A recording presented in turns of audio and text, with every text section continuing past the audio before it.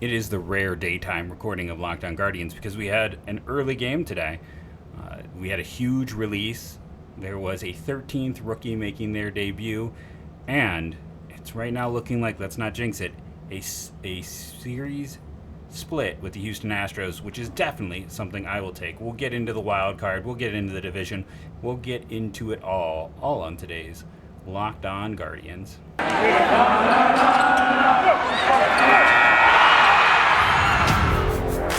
You are Locked On Guardians, your daily podcast on the Cleveland Guardians, part of the Locked On Podcast Network, your team every day.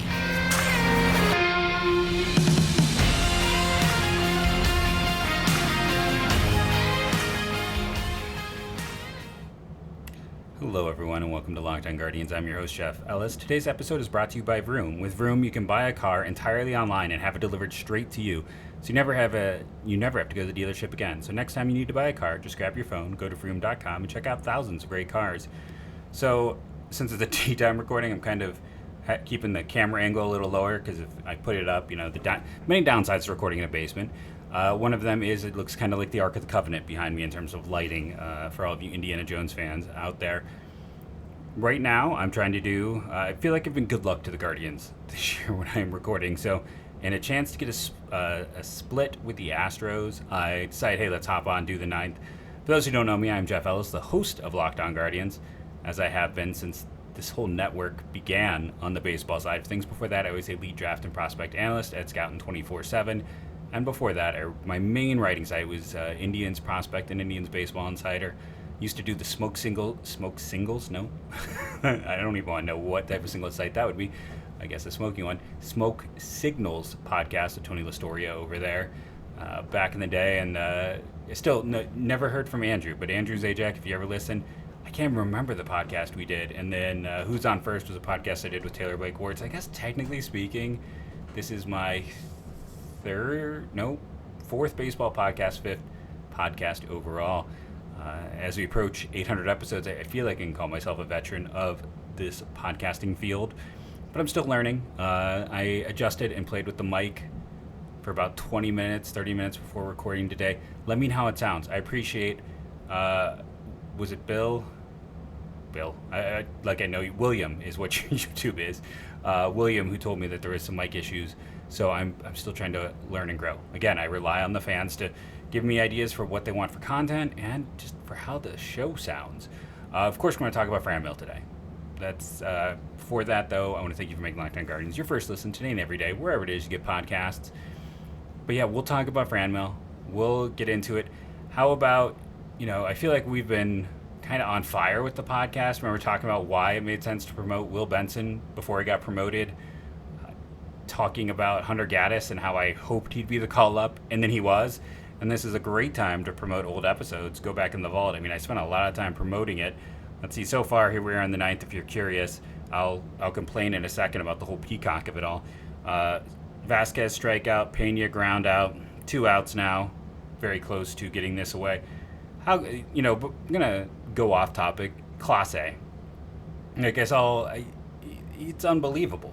What he has done this year is absolutely unbelievable. And here's the thing, I have no problems admitting when I get things wrong. So I would love to hear from people who thought that Clase was kind of cooked or thought that he wasn't going to work as a reliever. A lot of very smart people, when he had his early season struggles. I mean, I talked about his struggles. I said I preach patience, and man, does that 7-year contract feel really good right now, right? If you're a Guardians fan. But yeah, I mean, he has just been otherworldly. Is he the best reliever in baseball? Honestly, I think he can make a case for it. Do you want to know the last time he gave up an earned run? Let's go dig that one up. Let's see, earned run, July 6th, and I'm sorry, he did give one up. Of course, August 6th, he gave one up. Very recently. But since he went a month between giving up runs, is more to the point. Before that, you want to know the third time he gave up an earned run? We have to go all the way back to, and that one is that one earned? Yeah, it's an earned run, May 17th. So the last 3 times he gave up an earned run, August 6th, July 6th, May 17th.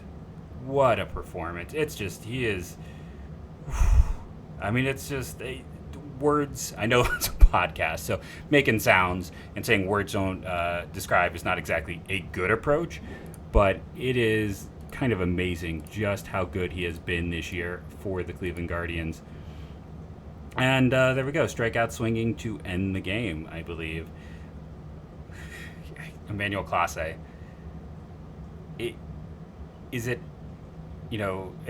Good friends with Bryce over at Locked On Rangers. Bryce is good people. He is a nice guy. Let's give Rangers fans, and that's a funny thing. We can go back in time, and I tweeted out recently about the tweets about the trades for Clevenger, and look what they got. And the trades for, and I'm laughing about the Lindor trade because I had people coming at me being like, Andres isn't that good. He didn't even deserve to be an All-Star. And I'm like, that's quite the take. A lot of Mets fans being like, they wouldn't undo that trade. Sorry, that was probably too loud. But, yeah, they would. I mean, Carrasco's been great. That's the one reason I was like, maybe the Mets don't want to undo it. Imagine if they could take that Lindor contract and invest it elsewhere. I mean, Andres has been amazing. But everyone and their mother, myself included, this is something I got wrong. We complained about the return on Kluber. We're like, okay, so they got a very interesting reliever and a bad fourth outfielder. And that's the thing. Go back to 2020. For everyone who wants to get rid of Miles Straw, remember when we had Delano DeShields as a primary center fielder? Straw is fine. But yeah, that's one of those great trades. Yeah, they don't get them all right. We'll talk about the Bauer trade. I mean, that may not have worked out. But we'll go through it. But yeah, what he has done has been utterly amazing. Speaking of utterly amazing, this was Triston McKenzie, maybe his best start of the year. For all of his ups and downs and the home run proneness of points, I thought this could be a hard matchup. 8 innings, 2 hits, 1 walk, 8 strikeouts. It was not hard. He set him up and shut him up. It was up and down, easy. Steven Kwan with 2 hits and a walk, reached base 3 times. Who else reached base twice in this one? Oscar Gonzalez. He has played quite well since his return from the DL. Who also reached base twice? Luke Maile. It feels like the catchers wanted to sit back and let everyone know, hey, yeah, no, you don't need to trade for a catcher. I thought it was interesting as I read Paul Hoynes' piece this morning about the Guardians thought multiple times they had the framework for a trade for Sean Murphy, and then it just didn't come together. I would be curious to see, what that framework was, or if they revisit it, or what's going on. I'm not entirely sure, but it's interesting that they were that far down the road. And, just to go back into the Bo Naylor of it, I believe in Bo Naylor. Bo Naylor I'm putting him in tier 1 prospects for me right now in this system. Am I? Yes. If he's not tier 1, he's he's the borderline. It's tier 1 is Williams, Espino, Valera, and Arocchio. And tier 2 is him and Bybee and a few other guys. I'd really have to sit down and make sure I have my complete list and not just talk off the top of my head. But yeah, I think you look at it and, he is that close to that tier, but it's still very few catchers catch a lot of games. You go through, someone released, Adley Rutschman just made the list of, the 25 best seasons for a rookie catcher, and remember how late he debuted? The number of rookie catchers who've got, 90 games in a season and been effective is extremely low. So, yeah, I still think they'll probably revisit that one. The one disappointment for me in this weekend series, I get it, but did we really need to pinch it for Steven Kwan? They went 2-2. He had that hit streak going. Can't we just leave him in the game? Can't he, not give him 2 at-bats and then let the hit streak fall by the wayside? I would have been curious to see if he could have kept it going if he had had 2 more at-bats. Does anyone else have that feeling, or is that just me? Is it just, am I being ridiculous? Let me know what your thoughts are. We're going to take our first break. We're going to come back and talk Franmil in segment 3, if that's what you're waiting for. We'll talk about the rest of the series, including taking a quick look, small complaint about the whole peacock of it all, and then we're going to talk about the 3 games from this weekend on today's Locked On Guardians. As you gear up for fall, you need the right... Let's not gear up for fall. I'm a teacher enjoying my summer. But you still need the right people on your team to help your small business fire on all cylinders. LinkedIn Jobs is here to make it easier, to help you find the people you want to talk to faster and for free. And I go and I look through LinkedIn. LinkedIn's actually, I connect to a lot of baseball people through LinkedIn. It's a really easy way to start making your connections in that grouping. And if you want to find people for your job, you can create a free job in minutes. and reach your network and beyond to the world's largest professional network of over 810 million people. Simple tools like screening questions make it easy to focus on candidates with just the right skills and experience. That's why small businesses rate LinkedIn Jobs #1 in delivering quality hires versus leading competitors. LinkedIn Jobs helps you find candidates you want to talk to faster. Did you know every week nearly 40 million job seekers visit LinkedIn? Post your job for free at linkedin.com/LockedOnMLB. That's linkedin.com/LockedOnMLB to post your job for free. Terms and conditions apply. Go away, Windows 10, Windows 11. Okay. So let's talk about these games. So Hunter Gaddis becomes the 13th player to make his debut this year. He gets the call up was that the one where Ghost got shifted to the 40-man, the 60-day disabled list. Good for Gaddis. He is here to stay. That kind of answers that question about, he's a guy who we weren't sure about. Here's the thing about Hunter Gaddis. I had him on the show. Go check that out. Like, I got to ask him, like, this was, at the time, he was kind of a under-the-radar prospect. So, I mean, I asked him every question. Like, I asked him about my theories about fly ball versus ground ball rates. Like, if you want to, you've heard me talk about that idea, right? That why the Guardians prefer guys who have higher home run rates. I talked to Hunter Gaddis about that idea. I talk about my crazy theories, and Hunter listens very nicely and answers all of my questions. He is he's just big. I mean, the guy's built like he could be a defensive end for the Browns, but he's a big dude, 4th player in Georgia State school history to make their major league, to play in the majors. Just the 4th player. First guy ever to pay for Team USA from Georgia State. He has carried a lot of that program. And what stands out is the velocity bump and then the secondary offering. Like, there is a lot of Eli Morgan in his profile, both the good and the bad, but he misses more bats. He has more velocity. You know, I'm not going to say he's not a starter, but I feel very strongly that he's a major league pitcher. And if it's not as a starter, he will excel in the pen. And, you know, that's where pen arms come from. You don't draft pen arms. You take starters who have 2 great pitches, and you go from there. And even if he does, I think Hunter Gaddis can play a decade, potentially as a starter, but if not in the pen. I have full faith in that. Adding him, Jake Jewell, you know, talked about recently how the podcast has been on fire. Remember we were talking about underrated prospects, and I was like, oh, well, Jake Jewell's older, but he's performing super well. Well, they called him up and released Franmil Reyes. Again, we'll get into more of that on segment 3. Interesting addition. I don't think we expected that. The thing is, Cody Morris needs to be added back to the 40-man roster this week. So Jake Jewell is up, is a depth arm, he is the next Ian Gabbott, Anthony Castro. Remember that list? Because there's the whole new rules. You can only send guys up and down so many times, and then they have to be passed through a waiver. So adding a guy temporarily, because they have that temporary spot, because they needed, another arm, allows them to add Jewell. Afterwards, if someone claims him, hey, you lost him. He is not the biggest loss. It also rewards a guy who went and pitched his tail off for you all year in AAA. And going out and trading for Ian Hamilton that gives you the depth to also make that. Speaking of Ian Hamilton, there is a great Twitter follow, Andrew Kinsman, at FeverDog, who knows the rules. Like, better than anyone. At FeverDog, Andrew Kinsman knows the rules. He's the one who found out for everyone that Franmil cannot be traded. If a team claims him, he just goes there. There can't be after the deadline. He let me know, though, and I wanted to give him full credit, that the reason Ian Hamilton pitched for the Twins this year was the fact that he was a COVID replacement. So that's why he was up. So, yeah, he was a COVID replacement player. That is why he was up for that little bit and why there was no need to add him to the 40-man. Speaking of COVID stuff, Friday we get to find out he's unvaccinated, right? Or Thursday. That's when everything is going to go through. That is when we are going to get the information. And, Antonetti has said there's going to be players who aren't going. There will be roster. We know 99 isn't vaccinated. Let's just be honest. We know that is not his thing. There is no way. And it's going to be interesting to see who else. I'm not going to sit here and guess who's vaccinated or not. I did see someone post that Jose did a promo video about vaccination, so we'll have Jose. It's going to be interesting. I also wonder about coaches, because remember when they had to shut everything down because of coaches. So we will see. So Hunter Gaddis had a rough debut. I still believe in the kid. This is a hard team to face. Look at that lineup. just go through. I mean, I have it in front of me. I mean, I know Gurriel is having a down year, and Bregman isn't quite as explosive as when he was an MVP type in the past, but still, Mancini batted 5th. Their Rookie of the Year candidate, Jeremy Pena, who has been awesome all year, was 6th.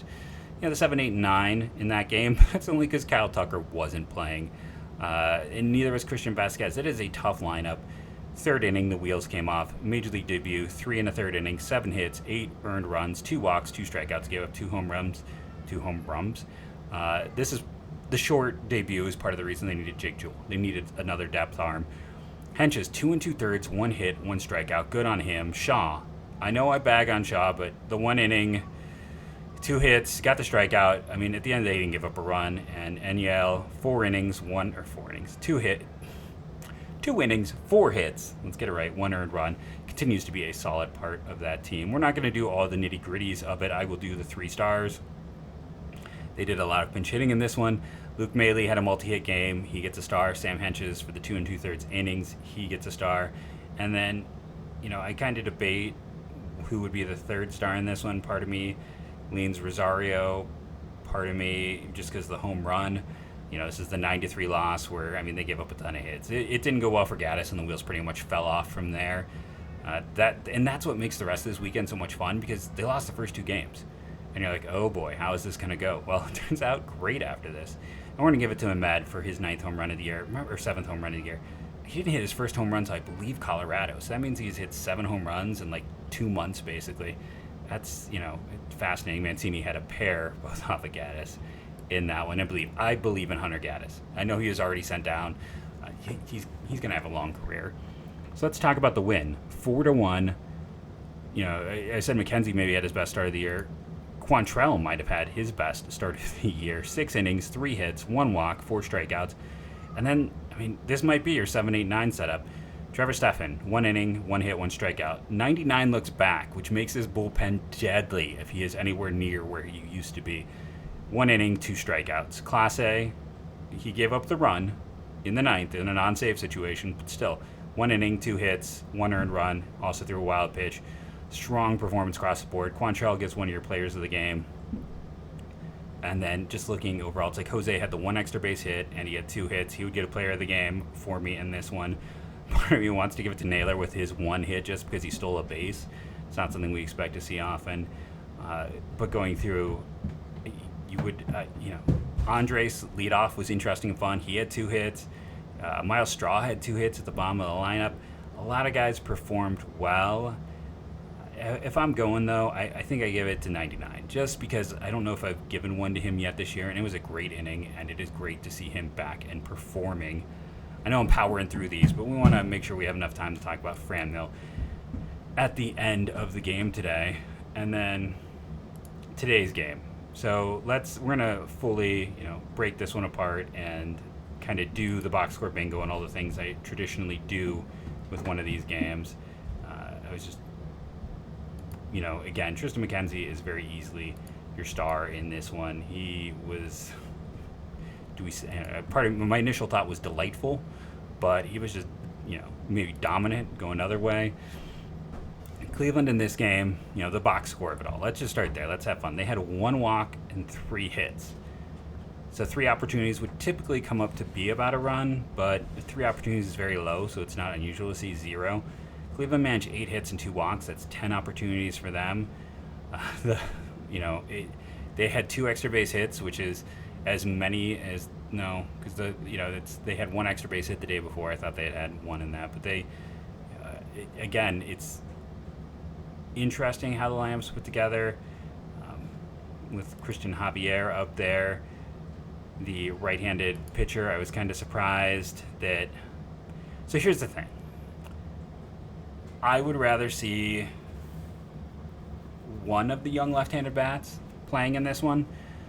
I know, you go through and Oscar had another good game and Naylor was great, but okay, let's put Nolan Jones at first. Owen Miller probably shouldn't be playing versus a right-handed hitter. He should be a left-handed platoon bat. That's where he should excel, but we're not seeing him. We're barely seeing Jones over the past few games. We're barely seeing Benson. How can they build up any type of rhythm? One of them almost needs to go down because right now they want Oscar to get all the at-bats, and it means that there's not a good balance. And if Naylor's going to be your full-time DH, keep one and have Jones or Benson play first base and platoon with Miller. That just should be the way of it. But with those 10 opportunities, you'd expect 3 runs. They got 1. McKenzie, Clase, both spectacular. You're 3 stars in this one, McKenzie. I mean, should I give him all 3 stars? It's tempting. Steven Kwan reaches base 3 times with 2 hits. And again, you wonder if he doesn't get pinch hit for. Does his hitting streak continue? And Luke Maile with the 1 run on his home run, his first of the year. And that was enough to get him through. The Guardians split this series 56-52 against the Houston, not 56-52 overall, 2-2 in this series against the Astros, which I will take. Stellar performances all around. Very, very good job by the Guardians to do this, to split this series. And then again, you got Bieber and McKenzie. It's like spam and sane and pray for rain. A little bit before my time, but you're kind of that way. Bieber and McKenzie, and hope there's a frenzy. I don't have it, but it's I am excited to take 2 in this series. We're gonna take a break, come back, and talk about Franmil, because it is the very large elephant in the room when it comes to this past weekend in the Cleveland Guardians. Our second fantastic sponsor are the good friend folks over at BetOnline, the fastest and easiest way to check all of your betting needs. Find all of your favorite sports and events at the #1 online source for odds, lines, and games. Find reviews and news of every league, including Major League Baseball, NFL, NBA, NHL, combat sports, esports, and golf. BetOnline continues to be the top online resource for all of your sports wagering information, from live in-game betting, scores, and podcasts. They have you covered. Head to BetOnline today. Use your mobile device to learn more about the trends in action. BetOnline, where the game starts. So, the traditional lets people know we are back. I just did the quick check around baseball. The Guardians are currently, with the Twins, losing to Toronto right now. Last I saw, they are a game and a half back behind the Twins, and they are a game and a half back. Tampa and Seattle are technically tied for the last spot, but Baltimore's ahead of Cleveland. So there is that as well. Cleveland is further back in a way because there's more teams ahead of them. So we'll have to see how it plays out. You were hoping, at least maybe I was hoping Toronto would get some from the Twins. Toronto's played pretty well this year, but of course then they had to drop the first 2 to the Twins in that one. I'm trying to think of and I see some people complaining that Triston McKenzie got pulled. That is 100% the right call. That Houston team is deadly. I went and calculated, by the way, 33 innings for Emmanuel Clase since May 17th. The last 3 times he's given up an earned run. That is a .083 ERA. He didn't give up a run in June. You go get the elite, maybe the best reliever in baseball, and you let him finish it off. Triston has always had some velocity fades as games go on. You're turning over lineups just naturally. It's the right call. Maybe Triston is fine and he gets through the 9th, but hey, why not rest your arm and let your, the best reliever in baseball step in? So that was the right call Tito made. If you want to get, picky on anything, the wrong call was in the previous inning where they let Owen Miller face the righty. You got 2 runners on base. Just go ahead and bring in Nolan Jones. I mean, first base defensively, Miller isn't exactly a stud there. It's not like you're going to hurt yourself dropping to Benson or Jones there. That would have been the only questionable call. Let's talk Franmil. So they decided to let him go. And this is, I talked about on this very podcast, the Guardians never sell low. They love to buy low. I thought they would maybe try to keep him and see if he could rebound a bit, but to just completely let go a 26-year-old player who has multiple years of team control, is a right-handed bat, and is a power hitter. This is a guy who, in his career, has had 37 and 30 home runs in complete years. And again, he is just, he turned 27 in July. He's in his prime with multiple years of team control. He's going to be arbitration eligible at the end of this year. You had 2.5 more years, and to let that guy go speaks to me there's more going on than what we know. That's just 100% how I see it, that he, the situation for him, there's some talk that the Guardians weren't happy that, he didn't seem to take the offseason seriously enough, that he was out kind of, having fun, and then he came to camp not in the best of shape. And if you go back to 2021, they were unhappy with how he came to camp as well. So that's 2 years in a row. If you go back to 2020, the story was, he went to like right before, the 2020 season, of course, was super delayed. So he went back, he was at like a cookout or a grill out or some kind of party and caught COVID. And then that whole 2020 season, that was kind of the talk that like he never got his strength all the way back. So we know how they felt about, players not being careful, right? It certainly seemed to affect the speed at which they traded Clevenger. And they see Franmil, and, I feel like they talked so highly about him, and then he wasn't available to start that year. And they're like, he's not being careful. Baseball isn't the focus.